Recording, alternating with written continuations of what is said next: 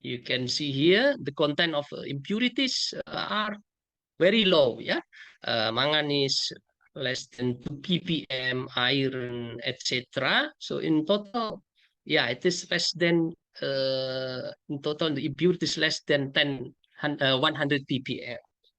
So the product purity is a key parameters, yeah, and it is a big deal, yeah, because you start with raw material which is dirty, yeah, with contain many elements. Nickel only 1.5% or even 1%, 0.9, yeah.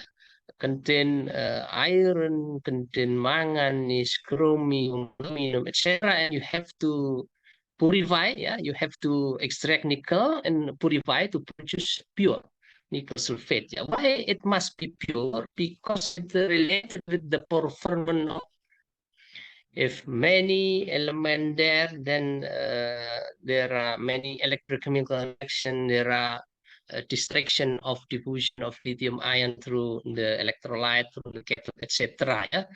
And one thing that we have to consider also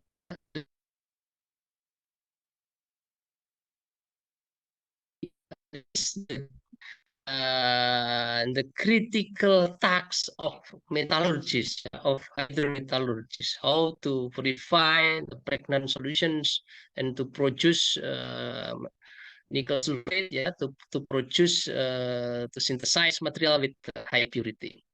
As well as nickel sulfate, cobalt sulfate purity is the same, yeah, with 99.9% up, yeah. Cobalt content above 21%. So remember, the content of nickel cobalt is around 21, 22, yeah, but the purity is above 99.9. Why? Because, yeah, this is in NiSO4 6H2O, yeah. Therefore, if you determine the purity, and the content is not high, yeah, because it is basically sulfate and contain also hydrate. Okay. And if we talk about the material supply chain, yeah, for NMC EV battery, yeah, to make a battery, we need several components, yeah. So nickel play role only in cathode, yeah, but we still need anode, yeah. We still need electrolyte, we need separators, and some others, yeah. So for an MC battery, to produce cathode precursor, we need nickel sulfate here, cobalt sulfate here, which can be produced either from nickel metal plant, yeah, purify in refinery to produce nickel sulfate, as well as some cobalt sulfate. Yeah, it contains also cobalt. Yeah, even saprolite contains relatively lower cobalt content than limonite. Can be also from MHP or MSP, yeah, produce MHP and also must be refined, must be purified in the refinery to produce this nickel sulfate, cobalt sulfate. And if we need manganese, then manganese sulfate, we start from manganese ore, extractions, produce manganese sulfate, and still we need lithium, yeah. And the material source of lithium is lithium carbonate, yeah, LiCO2. And the source of lithium, basically there are two types, yeah, brine or minerals, yeah. If it is brine, you have to recover lithium in the form of soluble lithium, yeah, in aqueous phase, in liquid phase. But if it is mineral, you have to do size reductions, leaching, etc. And for anode, mostly using graphite, yeah. So graphite mining, anode plant, anode material. In addition to this anode cathode, for constructing batteries, we need also current collector, yeah. And the type of metal, the kind of metal used for current collector is copper and aluminum. And the demand of these two metal for batteries is also quite high, yeah. So in these current collectors cathode material and material electrolyte is utilized and prepared in battery assembling plant to produce lithium-ion battery cells. And from cell, you have to produce module, you have to produce battery pack in order to be available, to be ready, yeah, to be used in electric vehicle. So, yeah, this is the material supply chain, yeah, for Indonesia. We have nickel, yeah, quite a lot, but we have still to think of about the supply of lithium, yeah, as well as manganese also. Okay, so that is for introduction because the extraction of nickel is for the battery materials. Therefore, I start from that angle, yeah. And this is actually the next step, yeah. After leaching, yeah, which has been discussed in the first sessions, you have to purify the pregnant solutions, yeah. And from this pure solutions, purified solution, you commonly produce intermediate product, yeah, like MHP and MSP. Okay, and this is general flow sheet. Yeah, I recall again, yeah, of MHP and nickel sulfate productions. Yeah, so from the limonite ore, the first step is ore beneficiation, slurry preparations, and then slurry preheating. Yeah, this is last week. Yeah, already explained. Leaching in autoclave. You inject sulfuric acid and steam, yeah, for heating, and you get now pregnant slurry.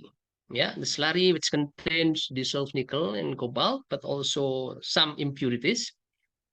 And commonly, after leaching in autoclave, there is a step called recycle leaching. I will explain. Yeah. So this recycle leaching is done in order to maximize nickel recovery. Yeah, first reason. And the second reason is to maximize acid uh, beneficiation or utilization. Yeah, or on the other words, to minimize acid consumption. So in this recycle leaching, the iron precipitate from the second stage, yeah, uh, yeah, this must be stage 2, yeah, is treated there. There's a typo here, and also from MHP stage 2 is also treated in recycle leaching. Why it is recycle? Because in iron precipitate stage 2, this is 2, yeah, okay, this is, I think, a picture. I will not correct this, but this is stage 2. It contains some nickel, yeah, and cobalt, which is co-precipitated with iron. Okay, therefore, if it is subjected or disposed in tailing disposal area, then you will have loss of nickel. Therefore, it is recycled to recycle leaching stage, and also MHP from precipitation stage 2. Yeah, why it does not send as a product? Yeah, because the purity of MHP stage 2 is low. Yeah, it's relatively lower. Yeah, it contains some magnesium, some manganese. Yeah, because the MHP precipitation stage 2 is done at higher pH. Yeah, which most probably also co-precipitated some magnesium and also some manganese. Therefore, MHP product is MHP from first stage MHP precipitations. Okay, and the difference between iron and aluminum removal stage 1 and stage 2 is the pH level. Yeah, stage 1 is done in low pH. Yeah, in order to remove aluminum and iron, yeah, but minimize co-precipitation of nickel and cobalt. And then in stage 2, it's increased until around 4. Yeah, first stage around 2. In higher pH, some nickel is co-precipitated. Therefore, it must be recycled back to recycling stage, yeah, or step. And this MHP is further purified, yeah, by releachings and solvent extractions to produce pregnant lead solution of nickel, yeah, pregnant solution of nickel, pregnant solution of cobalt, which are further subjected to crystallization, yeah, for producing nickel sulfate and cobalt sulfate respectively. So remember that iron removal is done by neutralizations, yeah, by adding limestone slurry, yeah, or lime, yeah, limestone or lime, yeah, CaCO3 or CaO. What is the difference? Sign the CaCO3, yeah, but the rate of neutralization is relatively faster as if you use lime, yeah. Okay, but the MHP precipitation stage 1 does not use limestone or lime. Yeah, why? Because you will produce the product that need quite sufficient purity. Yeah, if you add limestone or lime, then you will have there gypsums. Yeah, CaSO4 precipitation together with nickel hydroxide and cobalt hydroxide. Therefore, it uses magnesia, yeah, MgO in the form of MgO slurry or MgOH2, yeah, in order to minimize co-precipitation of impurities, yeah. Magnesium requires higher pH, yeah, to be precipitated in the form of magnesium hydroxide together with nickel hydroxide, and the solubility of magnesium sulfate is significantly higher than calcium sulfate. Therefore, the MHP, we expect that it contains low content of magnesium as well as calcium. Okay, this is the general flow sheet, yeah, from pregnant solutions to produce MHP and further refining of MHP to produce nickel sulfate and cobalt sulfate. The precipitation processes aim to precipitate co-dissolved metal impurities, yeah, especially iron and aluminum. This is in the stage of iron and aluminum removal. And this process is commonly carried out in 2 stages, as I have mentioned before, to maximize iron precipitation while minimizing co-precipitation of nickel and cobalt. In the first stage of the neutralization, the pH of solution is raised to about 2.5 with addition of lime or limestone. And in the second stage, the pH of the solution was further raised, yeah, to about 4, yeah, to precipitate the remaining iron in the solution and other impurities such as aluminum and chromium. And industrial application, several plant release the second state iron bearing precipitate to recover co-precipitated nickel, as I have mentioned before. Yeah, and basically iron precipitation, aluminum precipitation, as well as nickel precipitation by neutralization, we can study or we can evaluate from some thermodynamic diagrams, yeah, such as Purbeck diagram. So we have dissolved iron, yeah, from its pulp in the form of ferric ions and also Fe2 plus, yeah, and we have to oxidize to Fe3 plus. And if we increase the pH, yeah, by adding calcium hydroxide like this, we increase pH, then this dissolved iron is precipitated in the form of goethite, yeah, and nickel are remaining in the solutions. Yeah, we can see here the stability of dissolved nickel until pH around 7. Yeah. Uh, this diagram is of course depend on temperatures, yeah, and also the activity of ion involved, yeah, in solutions. But basically, if you want to precipitate iron, it is more easy, yeah, it is easier to do it from iron 3 plus, yeah. It's easy because it can be done in lower pH, yeah. Means that you don't have to add a lot of limestone, a lot of lime. And another one, you can minimize co-precipitation of nickel, yeah. Otherwise, if you do it from Fe2 plus, yeah, it needs higher pH, yeah. This is the equilibrium lines between Fe2 plus, yeah, and FeOH2. Okay, it should be, I think, Fe2 plus FeOH2 should be vertical line, yeah. This is between Fe2 plus and Fe3O4. But both of them requires high pH, and in this high pH circumstances, maybe some dissolved nickel are also co-precipitated, yeah, co-precipitated with iron. Therefore, yeah, it is done in two step, yeah. Step one, in quite low pH, around 2, yeah, here. And if it is Fe2 plus, it is oxidized first to Fe3 plus. It is precipitated in the form of FeOH, yeah.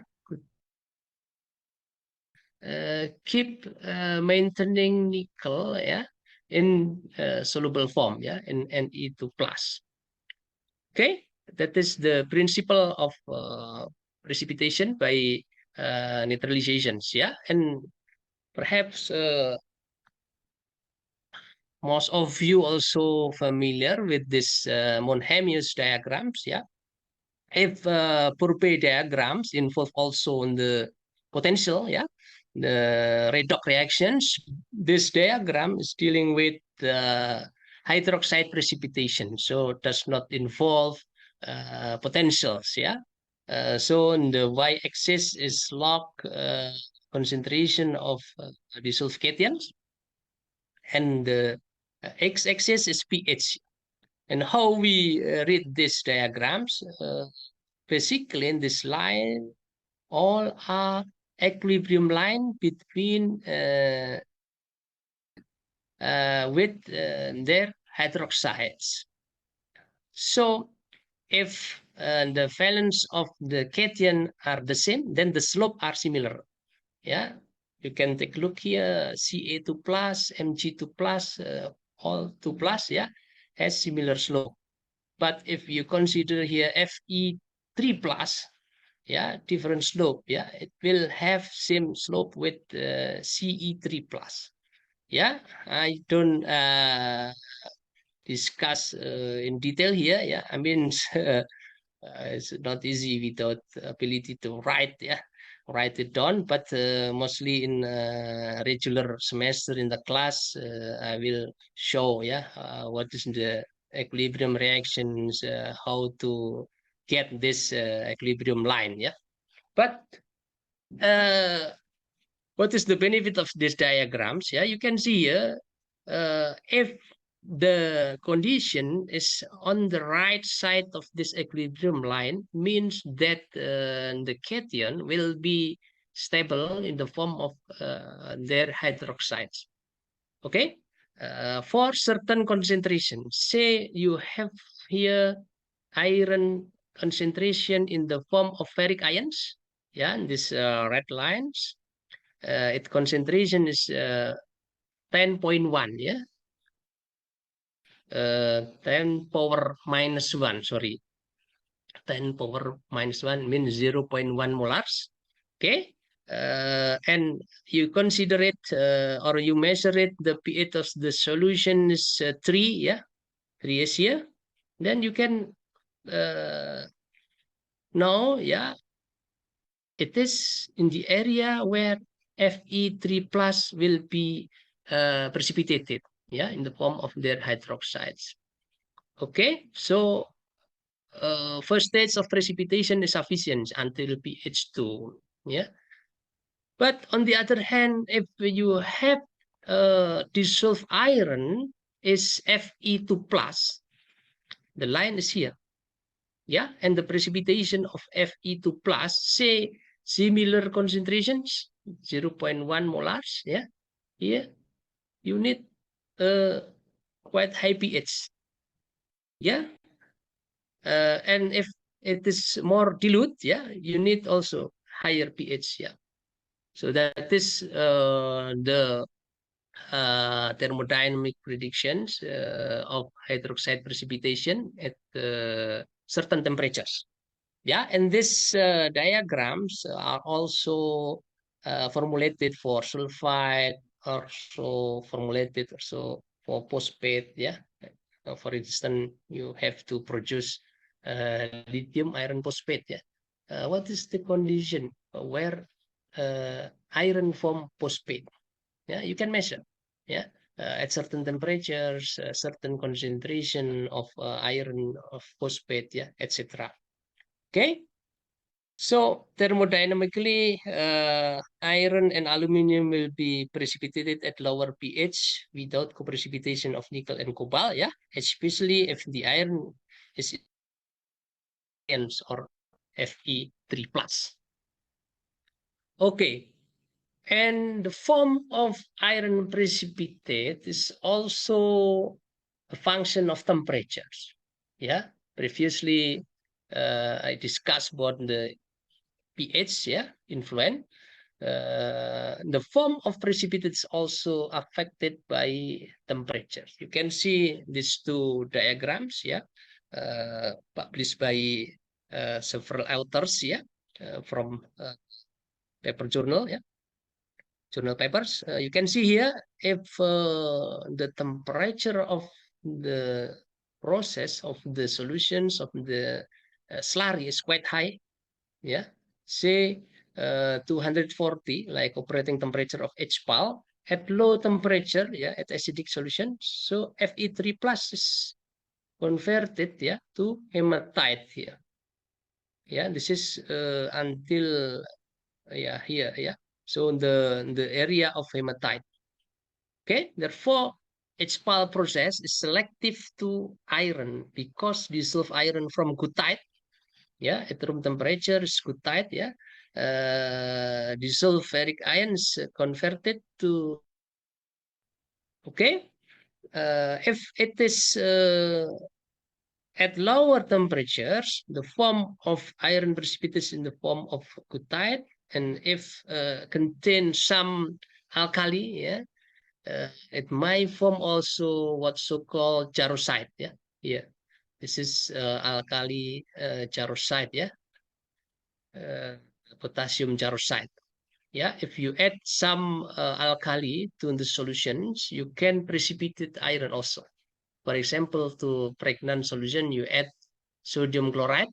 Yeah, I have done it. Yeah, in research that if we use seawater as a mixture with sulfuric acid, it can reduce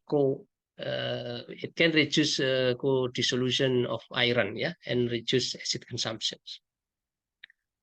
Okay. Okay. The next step after iron removal is recovery of nickel and cobalt. Yeah.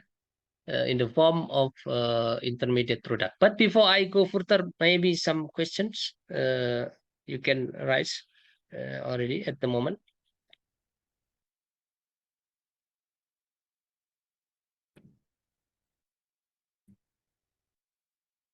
If not, I will continue. Yeah, we can do it after I complete the presentations. Yeah, one of the form of intermediate product is MHP, as I have mentioned before. It is an abbreviation of mixed hydroxide precipitate. Yeah. Why it is called mix? Because in this precipitate, it contains nickel hydroxide, cobalt hydroxide, And both of them are the products, yeah, the valuable element that we want to produce, that is needed also for batteries, both of them.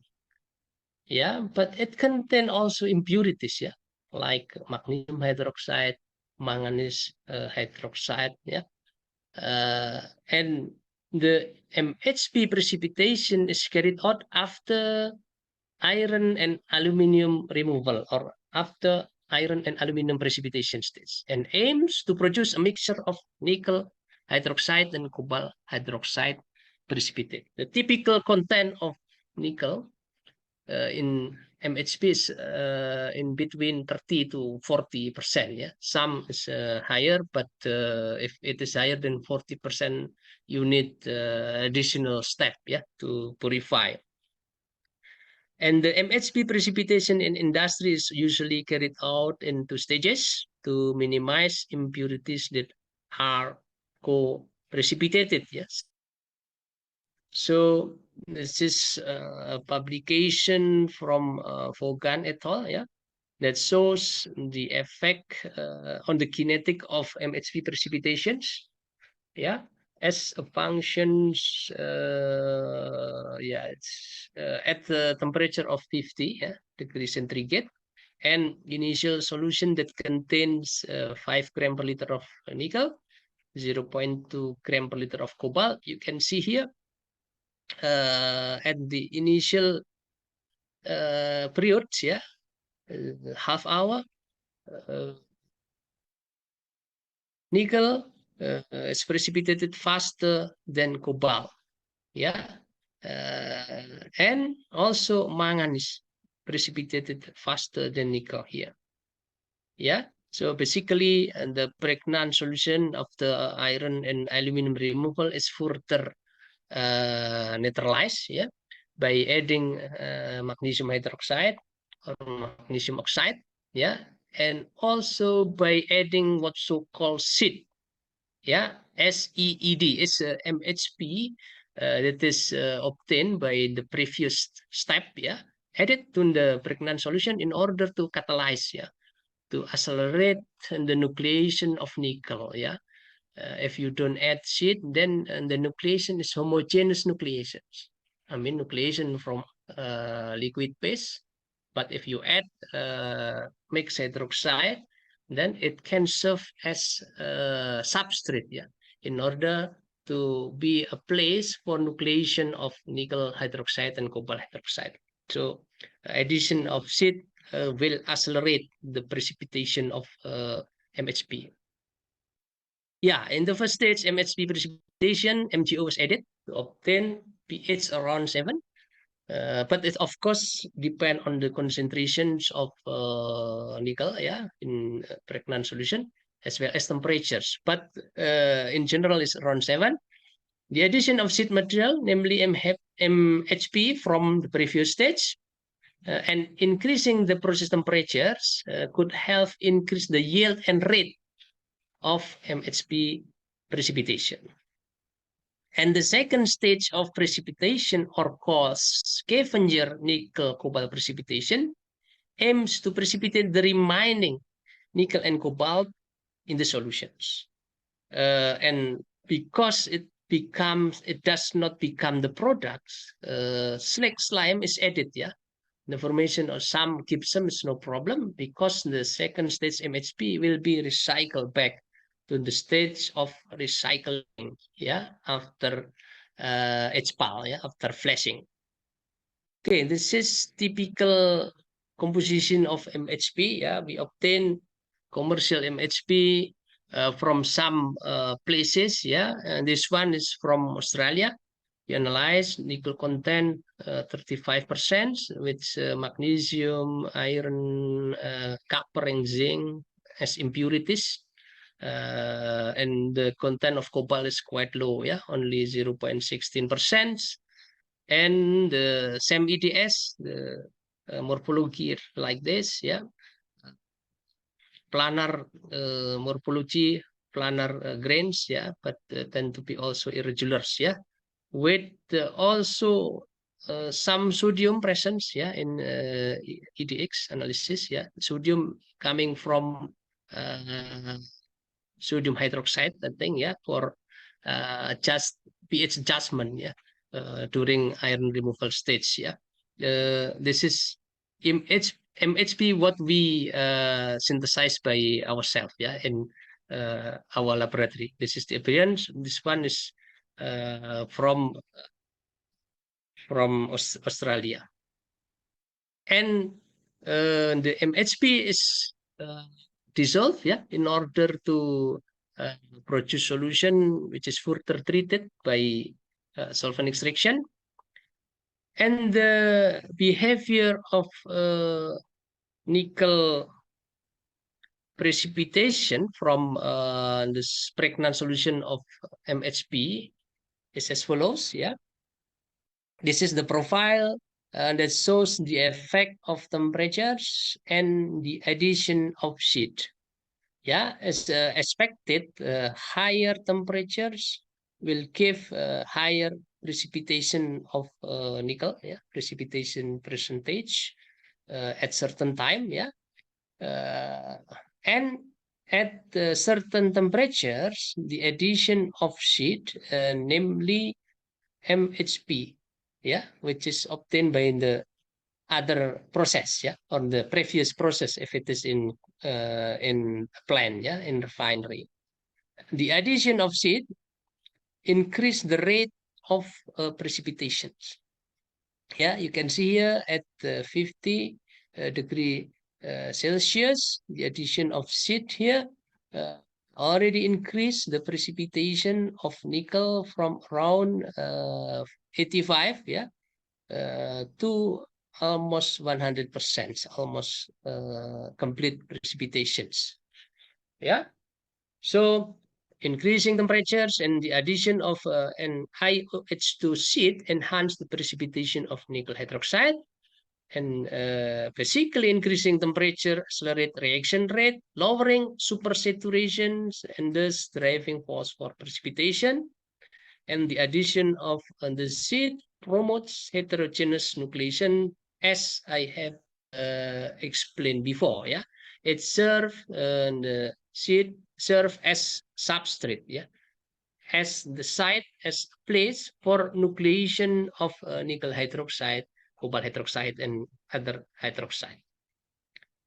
Okay, and advantage and disadvantage of MHP. In the previous lectures, I have shown HPAL plant, yeah, around the world. Uh, some of them produce MHP, the other one produce MSP, yeah.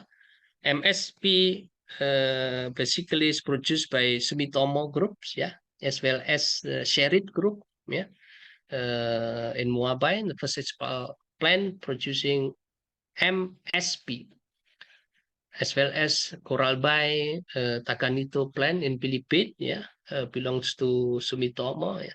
MSP, but another ones like Ramu and some HPAL plant in Indonesia, which will be operated, yeah, in near future, yeah, I think soon, yeah. Also MHP, and one already in operations, also producing MHP. And the advantage, the process is relatively simple and does not use H2S gas, yeah, as precipitating agent as MSP. The precipitation process can be carried out at atmospheric pressures, and the releaching of MHP can be also done at atmospheric pressures. Okay, if you have MHP, it's quite easy, yeah, hydroxide to be dissolved at atmospheric pressures, at room temperature even, yeah. But if you increase the temperature, then you will have faster kinetics. But basically, does not need pressurized reactors, yeah. It does not need oxidizing agents. But the drawbacks or disadvantage of MHP, nickel grit is lower than MSP. Yeah, MHP is 35-40%, but MSP can up to 57%. And MHP has higher level of impurities. On the other hand, MSP has lower level of impurities because basically magnesium as well as chromium and aluminum does not precipitate in the form of sulfide. Yeah, but on the other hand, for MHP, some magnesium, chromium, and aluminum are also precipitated. Also, in terms of price, yeah, the price is only about in the past only 80%, but at the moment getting higher, yeah, around 90%. The price of pure nickel LME, yeah, that is MHP, mixed hydroxide precipitate. Okay, I continue to make sulfide, yeah.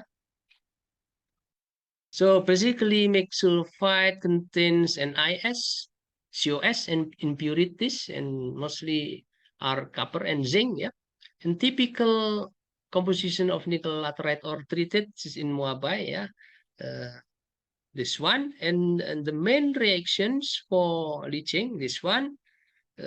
And precipitations of MSP take place, or it does not written here, but basically reaction between nickel sulfate, cobalt sulfate, yeah, in aqueous space with H2S gas, yeah, producing nickel sulfide, and cobalt sulfide. Okay, typical composition of mixed sulfide precipitate. This is for MSP product of coral biplane in Philippines. Nickel content 55, 58, yeah, percent.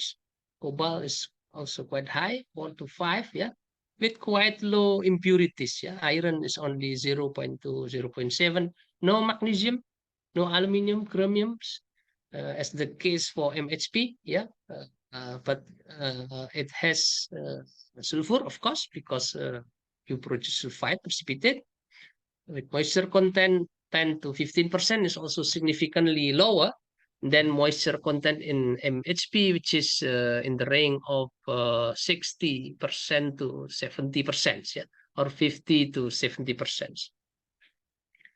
Okay, so the advantages and disadvantages of MSP, of the sulfide precipitate. The advantage, it has higher nickel grade, yeah, above 55, with lower impurities content. But the disadvantages are the precipitation must be carried out in a pressurized reactor. Yeah, must be in autoclave because you have to introduce H2S gas at certain partial pressures. Yeah, it must be in a closed reactors.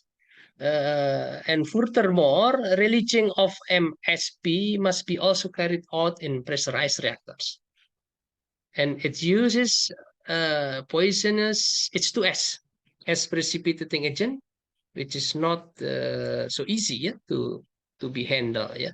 In addition, in comparison, if you precipitate MHP, yeah, in the form of hydroxide, you just need the slurry of magnesium hydroxide.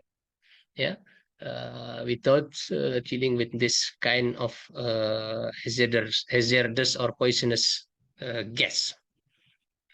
Okay, and how is the process from MHP or MSP to produce nickel sulfate? This is the general flow sheet. Yeah. Uh, at the first stage, MHP, MSP must be dissolved. Okay, must be released. And the pregnant solution from MHP or MSP leaching subjected to multiple sulfur extraction stage. Okay, the first solvent extraction stage can be done by using DPA, yeah, diethyl hexyl phosphenic acid, yeah, and this DPA is used to separate impurities like zinc, iron, aluminum, and manganese. Okay, so basically the first step is to remove impurities from pregnant solution produced by MHP or MSP leaching. Yeah, although you have done serial of refining, yeah, by neutralization, but still your materials must be further purified, yeah. And the first step is to spread zinc, iron, aluminum, manganese by, for example, DIPA.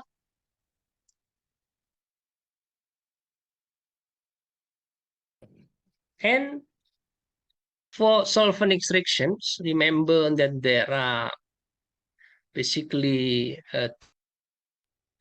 step, yeah, extractions to extract metals, metal, organic base. The second stage is scrubbing. Scrubbing mostly done also, yeah. Scrubbing is intended to remove certain metal from organic base. And how? Yeah, by contacting these loaded organics with certain aqueous solutions. Okay? And in this stage, scrubbing is to is done to remove extracted nickel. Okay, you don't want to extract nickel and cobalt to organic base at this stage, and you just want to extract or to separate zinc, iron, and manganese. Therefore, you have to release. Sorry,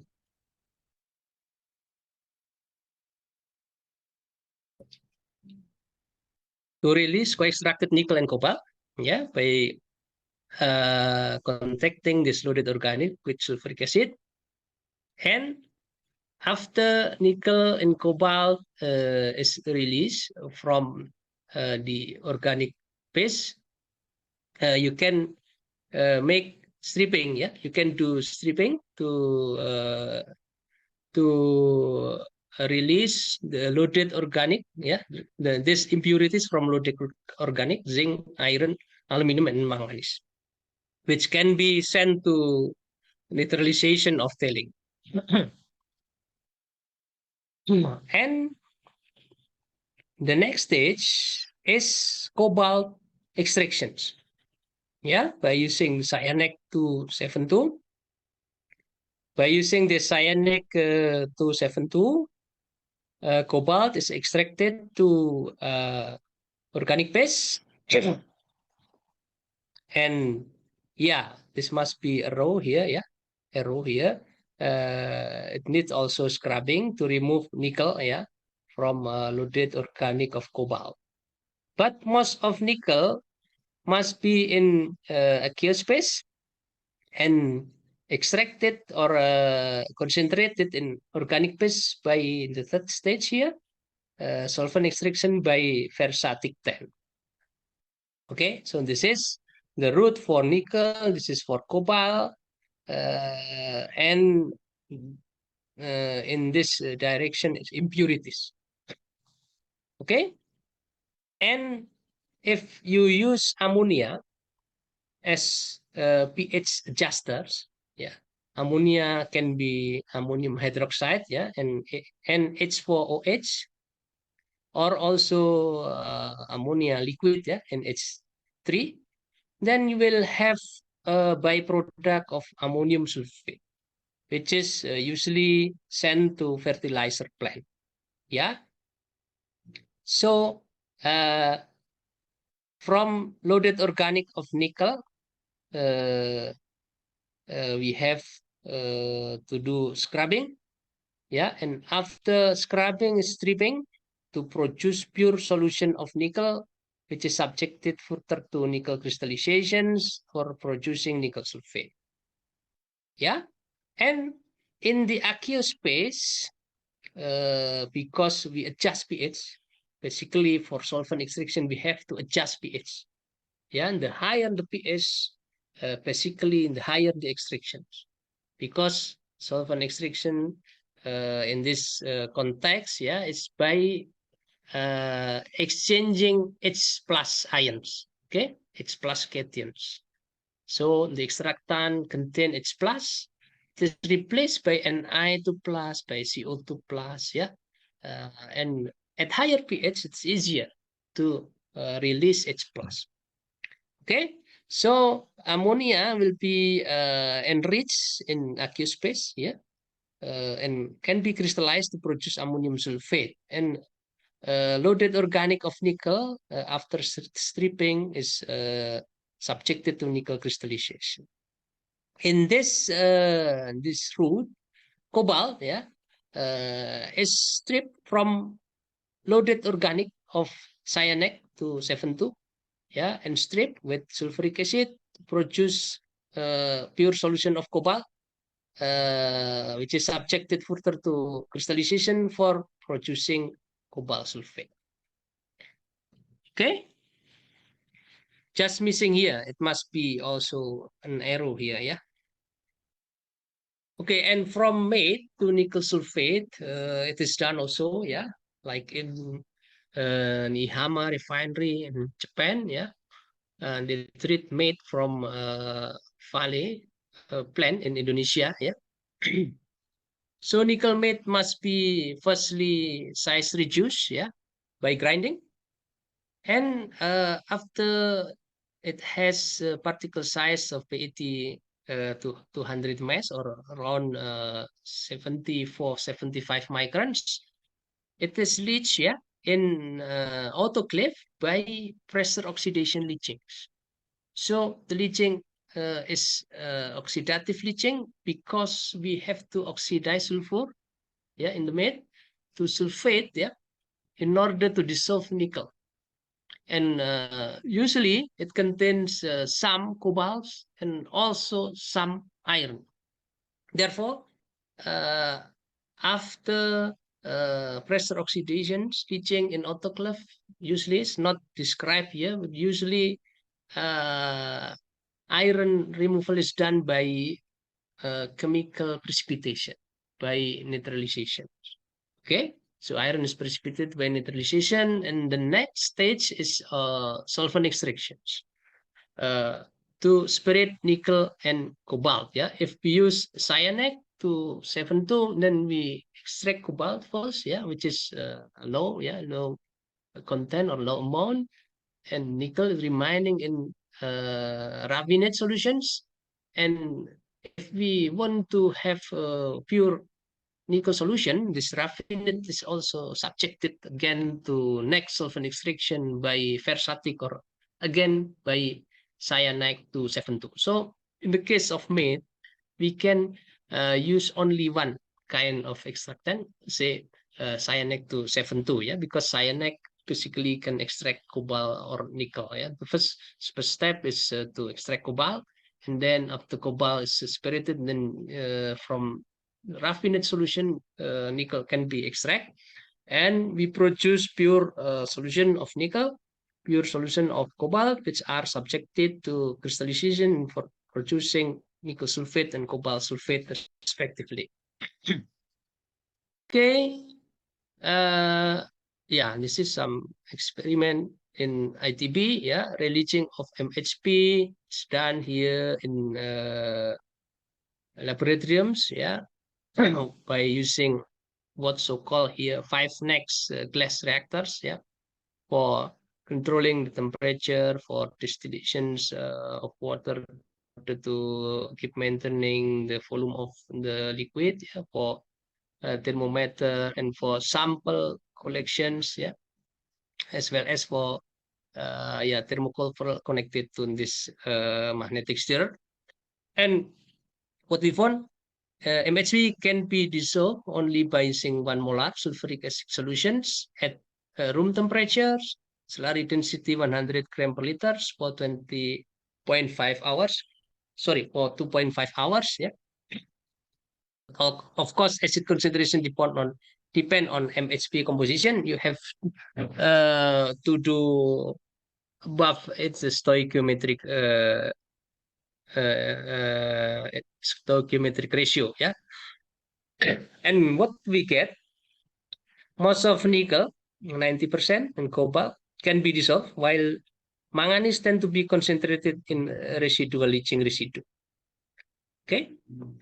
And after we release MHP, we did series of solvent extractions. Yeah. These are the pictures, yeah, before solvent extraction. It's like this, yeah. So this is the solutions obtained by leaching of MHP, and the top part is the organic solutions, yeah. And this is during solvent extractions, and we produce here the pregnant organic and raffinate, yeah, the organic containing cobalt, yeah, and the raffinate containing nickel. And these are the pictures of crystals of nickel, yeah. We vaporize the solutions, yeah, to produce these nickel sulfate crystals. Okay, and basically crystallization is the process of forming crystal from dissolved metal ions contained in solution. And feed or precursors of the crystallization process can be cobalt rich or also nickel rich from raffinate solution. And mechanism of crystallization involve supersaturation of solutions, yeah. So the concentrations of the dissolved metals getting higher and higher, and then saturated, and nucleation of the crystal and crystal growth. Yeah, in industrial scale, it involve more sophisticated equipment. Yeah, in scale, we can to just evaporate the the diluent, yeah, the water. Okay, and I continue to nickel utilization for lithium ion batteries. Yeah, the last one. If we consider the component of lithium ion battery, yeah, it has a negative pole anode, yeah. So for a battery, it is a kind of galvanic cells, yeah. Uh, it has anode as negative pole, yeah, and mostly the anode of lithium ion batteries are carbon or silicon, yeah, graphite, yeah, and the positive pole is cathode, yeah. It makes of complex oxide, lithium, yeah, with lithium, like lithium nickel cobalt manganese oxide, lithium nickel cobalt aluminum oxide, or NCA, yeah, or uh, not containing nickel and cobalt, lithium iron phosphate, yeah, LiFa phosphate, LiFePO4. Okay, so basically the battery cell contains anode, yeah, anode is here, and cathode is here, and in between there is sparator, polyethylene, polypropylene, and electrolyte, yeah, lithium hexa uh, LiPF6, yeah, LiPF4, and others, yeah, and yeah, it is manufactured to form a cylinder like this, yeah, and on the cathode materials, we install a current collector, yeah, mostly aluminum, yeah, in battery cell in lab scale is aluminum foil, yeah, and on the anode, we use copper, yeah, as current collector. So we have here casing, electrolyte, anode, and cathode. We manufacturing this battery cell cylinder type, yeah. Okay, and from this battery cell, they are converted to battery modules. For example, here for Tesla, this bricks contain 69 battery cells. Okay, and from this bricks or module, a battery pack is constructed. Yeah, and this battery pack contains 11 module. Yeah, so in total, this Tesla roasters contains 8,650 cylindrical battery cells of uh, this lithium ion of this type. Yeah. Okay. So 69 multiplied by 9 multiplied by 11. Yeah. Oh, sorry. Intel is this one. Yeah. 6831. This is the type. Yeah. Panasonic 1865 650 is the type, but in total is this one. Yeah. 6031 cylindrical cells. Okay. 69 multiplied by 9 multiplied by 11. And the other one is Nissan Leaf. Yeah. Nissan Leaf has another type of prismatic cells. Yeah. It contains a less number of cells. Yeah. So from one cell of prismatic cell, make 4 cells and makes 48 modules to form in total 192 prismatic cell used in this Nissan Leaf. So the type of batteries are many, yeah, and also uh, how it is used in electric vehicle. This is an example of lithium ion battery configurations in Tesla Model S. Yeah, uses 18650 type. Yeah, this is related with the dimensions. Yeah, but basically it has in total 16 battery modules. Yeah, to form battery pack. Yeah, 16. You can see here two in front. Yeah, and here in total 14. Yeah, 1 2 3 4 5 6 7 multiply by 2. Yeah, and plus 2 here. So in total 16 battery module, and in total it contains 7104 battery cells. Yeah, in this part. Yeah, just under the jock seat. Yeah, and the entire battery pack weight is around 1,200 pounds. And interesting that the weight of lithium is only about 7 kilograms.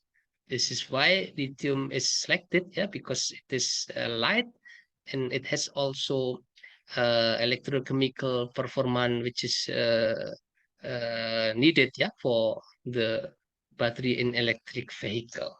So this module contains 444 battery cells, yeah, and 16 module are used, yeah. So 16 multiplied by 444 in total 7,104 battery cells used in this Tesla Model S. Okay, and material demands for electric car or EV batteries. Yeah, it requires lithium, nickel, cobalt, manganese, and aluminum as cathode material.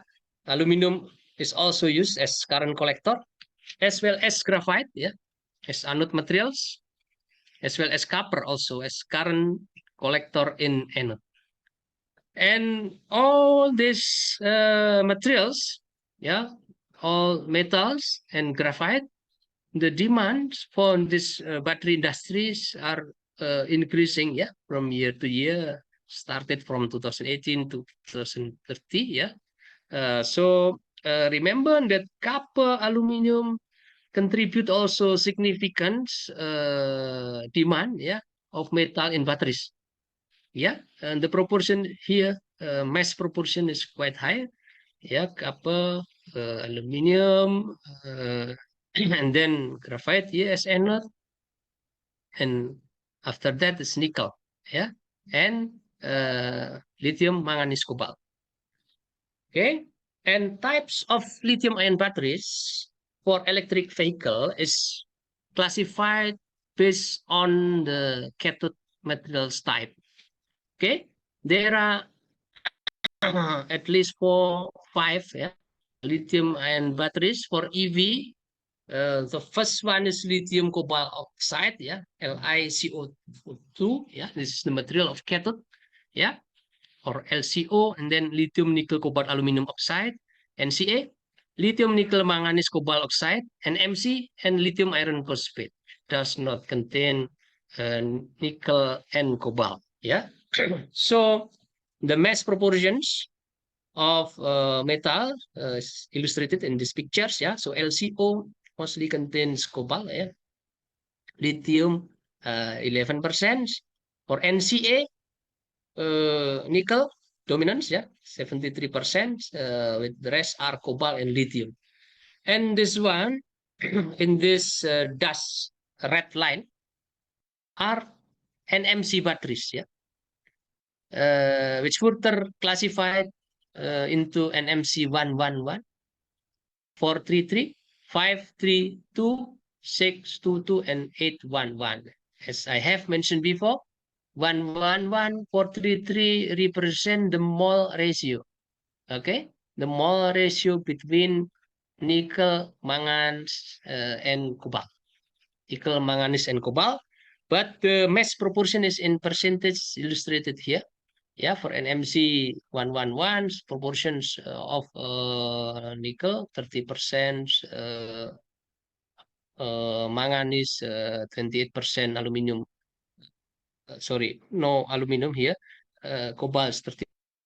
Depend on the atomic weights. Okay, and to reduce the price, the proportion of cobalt in the cathode material is tend to be reduced. And the type that is widely developed, the battery type, the EV battery type that is widely developed is NMC. And the tendency is to increase the proportion of nickel. NMC 811, which contains nickel mass of around nickel mass proportion of around 72%. Okay, and why we select the nickel-based EV battery? This is the comparisons between 4 type of EV batteries. It is evaluated based on 1, 2, 3, 4, 5, 6 parameters. So NMC batteries offer good specific energy, has quite high specific energy output per mass of battery cells. You can see here, the score is maximum here. Better safety and better service life. Safety here, just 1 below the maximum, and service life, lifespan also 1 below the maximum, when compared to LCO. Okay, LCO, lithium cobalt oxide, no nickel, the dominant metals is cobalt, so the specific energy similar, but safety, is lower, also lifespan. And LFP, lithium iron phosphate, has the best safety. Safety is the best. Therefore, it is used mostly for like bus, but relatively low specific energy. So specific energy is only 2, in comparison to NMC is quite low, But if it is used for public transportation, which does not need small body of the vehicle, no problem. Therefore, this used for transport vehicle with low mileage but has high safety, like electric buses, electric forklift, electric sightseeing ship, etc. As LFP, LMO, lithium manganese oxide, so no nickel, only manganese, has also good thermal stability and safety. So no, it's not described here, but LMO has also been used for many years, for industrial application. And this is the prediction of the growth of various type of EV batteries. You can see here that the NMC, or here is written by NCM, nickel cobalt manganese, dominate the market, yeah, of the battery. Yeah, this color, yeah, this gray colors, and the proportion of NCA is getting lower, yeah. Also LCO, yeah, getting lower and lower, but LFP is still has a good market. And this is a prediction by Wood Mackenzie. You can see here still, yeah, and MC dominating the market uh, until 2040. And at the moment, uh, around 50 to 60%, yeah, electric vehicle batteries that are produced are nickel, manganese, cobalt oxide, yeah, this type of batteries. So nickel demand for batteries are still high, yeah, and growing. Like illustrated by these pictures, the nickel demand for uh, automotive, for EV, yeah, is growing, yeah, significantly uh, from now, yeah, 2022 say to 2040 is growing constantly to approximately here 2.5 million nickel equivalent. Okay, and nickel supply chain, yeah, as a benchmark of Sumitomo, yeah, uh, they they have to associate mining, yeah, as I have mentioned before, Coralby and Takanito, yeah, CBNC and TH PAL, yeah, TH PAL means Takanito H PAL, yeah, treated low-grade nickel ores, yeah, with nickel content of approximately 1%, both producing mixed sulfide, yeah, sent to Japan, yeah, and being treated, refined, purified in Harima and Niihama nickel refinery for producing various kind of product, yeah, starting from nickel sulfate, uh, nickel chloride, which is further uh, treated in uh, precursor plant, yeah, yeah, Isaura. And this plant is producing precursor, which is then further treated to cathode, yeah, in another company, yeah, another plant, yeah, to produce battery which is used for customers.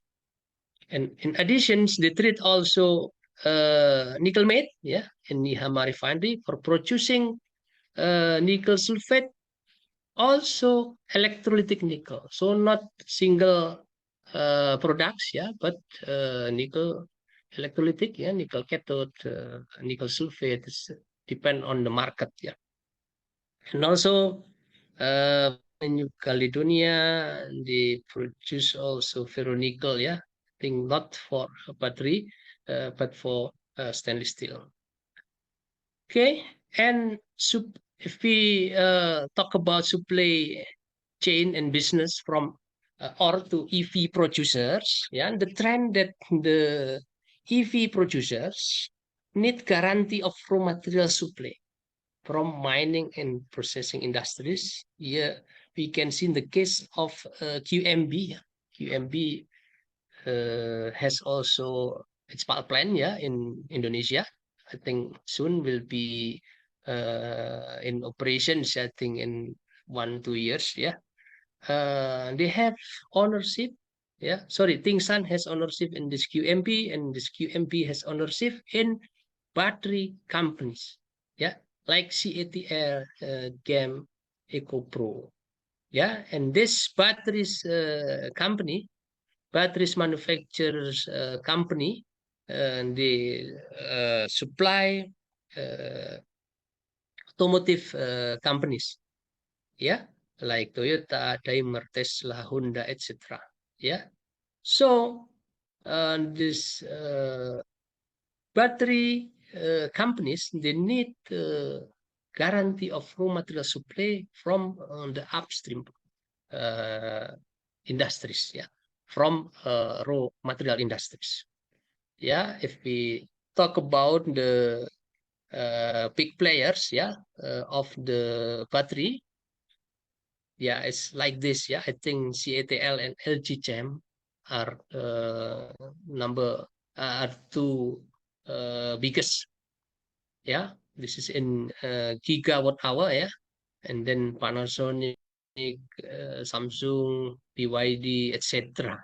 Yeah, and this the challenge, yeah, of Indonesia, I think, to be also in this in the near future, because we have raw materials, yeah, especially nickel, cobalt, yeah, and we hope that the development of the nickel extractions also in line with development of downstream industries, yeah, battery industry, even until EV, yeah, EV manufacturing. Okay, and from nickel sulfate, cobalt sulfate, yeah, to precursors, there are various methods of synthesis. Yeah, the most popular one is co-precipitations, but the other one, solid state reaction, sulfothermal, etc. I will not come in detail in this part. Yeah, but co-precipitation method is one of the most widely used method. I will give short explanations regarding with this co-precipitation method. So basically, the raw material from mining, yeah, from extraction, from processing plant, are nickel sulfate, cobalt sulfate, manganese sulfate, as well as lithium carbonate or lithium hydroxide. Okay, and this sulfate, this three sulfate, firstly are converted to carbonate. Okay, in this stage, they are mixed here in continuous stir tank reactors at 95 degrees Celsius uh, with sodium carbonate. So all these three sulfate are converted to carbonate, yeah, in the form of mixed precipitate, yeah. So this solid mixed carbonate must be separated from the solution by solid liquid separation. There's a waste solution to be recycled for next step. Yeah, and then uh, filtration is done. Yeah, after say thickening. Yeah, and after drying, lithium carbonate uh, are drying and sieving, yeah, and size reduction is also needed, yeah. Then the mixture of carbonate of nickel, cobalt, and manganese, not sodium, yeah. Sodium is in the solutions in the form of sodium sulfate, yeah, has high solubility, and this mixture of carbonate, yeah, yeah, the reaction is here take place, yeah, in this CSTR, yeah, CSTR form mixed carbonate uh, is further mixed with lithium carbonate, yeah, in the mixtures, yeah, and this mixture of lithium, nickel, cobalt, manganese carbonate is treated in calcination and sintering kiln, yeah, to produce these precursors, yeah, LiA and IXMNYCOZO2. Yeah. So the carbonate is converted to oxide by releasing carbon dioxide gas. Yeah. Okay. And in ITB, we have done research, yeah, from ore to battery. This is the illustrations, the ore, yeah, subjected to HPAL process pitching, yeah. And after iron precipitation, after MHP precipitation, we do releaching of MHP and solvent extractions, and we are producing nickel sulfate. And this nickel sulfate is used to prepare battery cells, to prepare cathode materials for NMC battery cell, like yeah. And at the moment, we still use nickel sulfate from extractions. Yeah, cobalt sulfate, manganese sulfate, and lithium are utilizing from chemicals, commercial chemical of this metal. salts, yeah. And yeah, we collaborate with University of 11 Maret, yeah, in Surakarta here. And after we manufactures the battery cells, we did also a measurement of and the performance of the batteries. Yeah, this is the picture of the measurement of specific capacity, charge discharge, which is also called battery meter. And this is the results. Yeah. So basically, the charge discharge capacity of the battery cell using nickel sulfate, which is synthesized from ore, is even higher, yeah, than the battery cells which use commercial precursor imported from China. And yeah, it's comparable with the capacity of commercial NMC 811 battery cells. Yeah, the specific discharge capacity, yeah, is SX, yeah, SX LN MCO. Yeah, this is synthesized, and the nickel sulfate is synthesized in laboratory. Yeah, with this capacity. This is commercial precursors. Yeah, and we test also on the battery which use MHP. So without refining, and it seems it's not applicable. Yeah, because you can see here in the discharge capacity is very low, also in the initial capacity.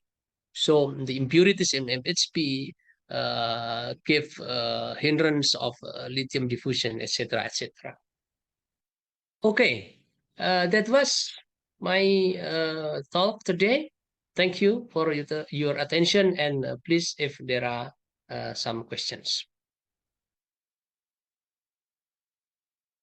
Thank you very much, Pak Zaki. The time is quite good. So we have 20 minutes for discussions. Okay, guys, actually this is what we done in ITB by Professor Zaki and teams.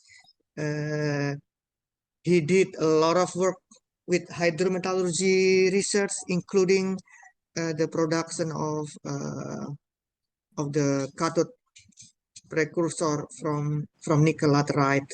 So you can ask now to Professor Zaki, guys.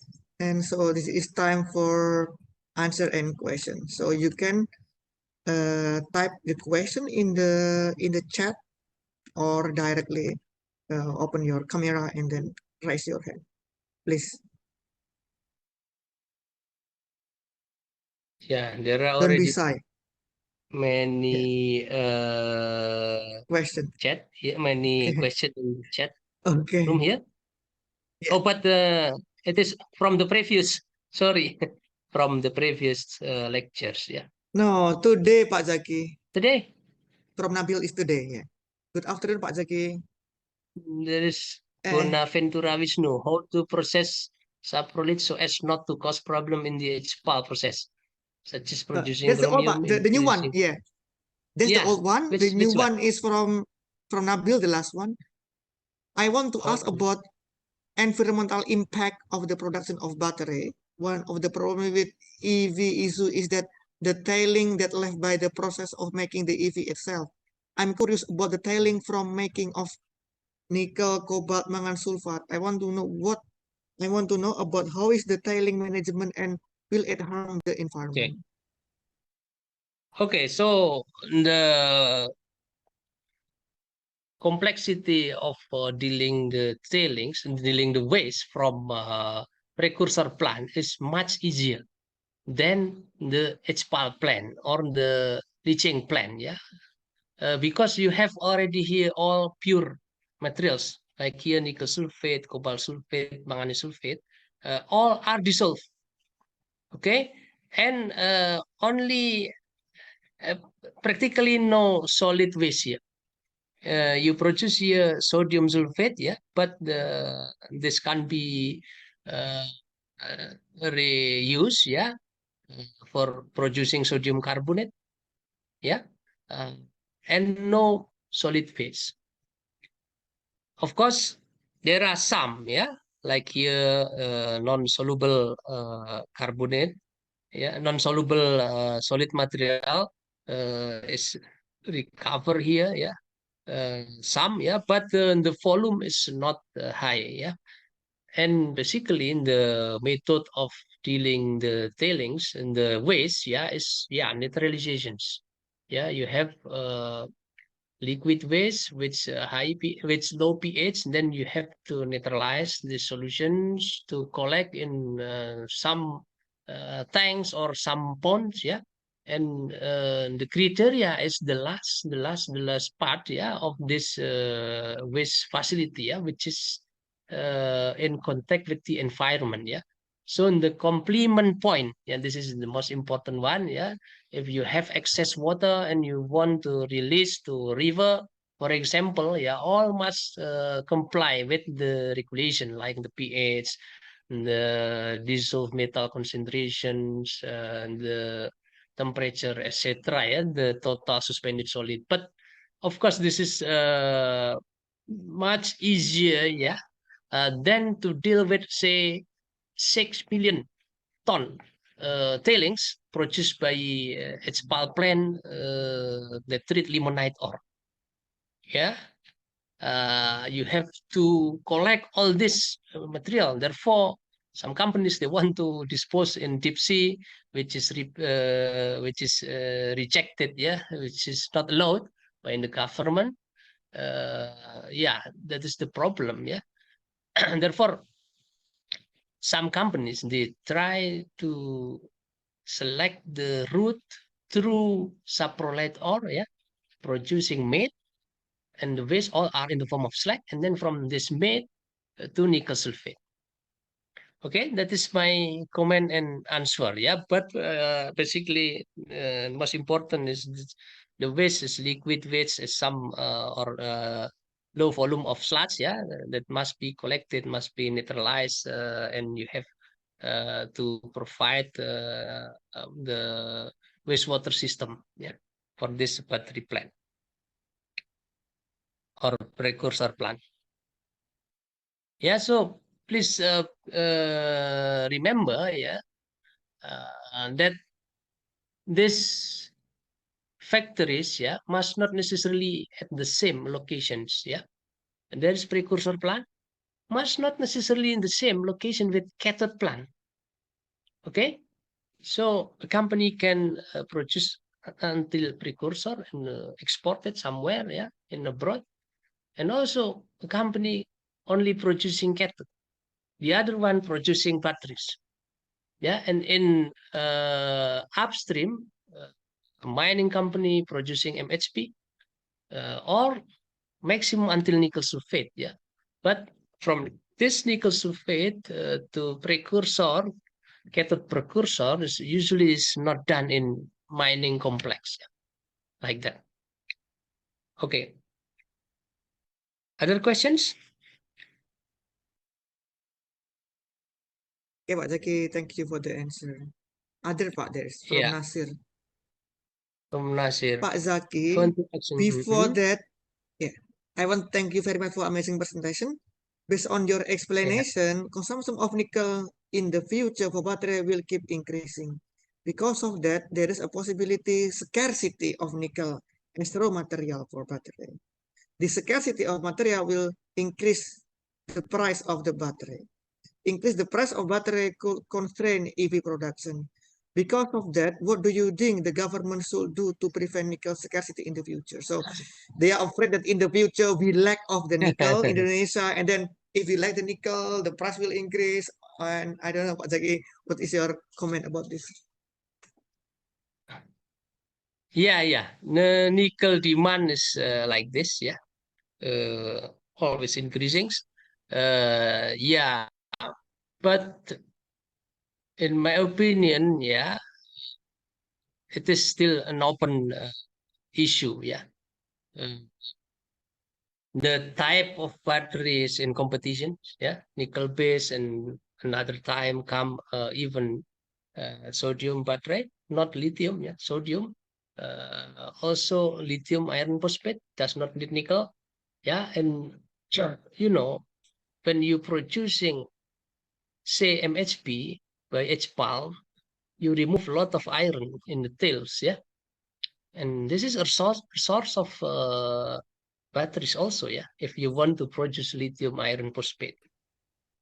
So yeah, nickel has excellency in the form in term of energy density, yeah, but this is not the only, yeah. There will be some competitions, and yeah, and the scarcity, as long as the country of nickel producer is stable, yeah, nickel production is uh, will be go on, yeah. But like right now, yeah, in Russia, Russia is one of the nickel producer, yeah, in the world, yeah, Norris, yeah, and there's a war now, yeah. The price of nickel is getting suddenly very high, yeah, and this is possible, yeah. But in the country with stable political situations like Indonesia, I think the production of nickel will be stable, yeah, like what is targeted. Yeah, and remember that in the future there will be also recycling, yeah, recycling process, recycling plan, yeah, for this EV battery, yeah. But at the moment, because not so many, yeah, not yet so many EV which are run off of using, yeah, there are not many old battery yet, yeah, spent battery yet. But in the future, there will be a massive recycling of this EV battery uh, for producing nickel, cobalt, as well as lithium and manganese. Yeah, but still, I think next 10 years something. Yeah, because the service life of EV battery is quite long. Yeah, 8 years until 10 years. That is my answers.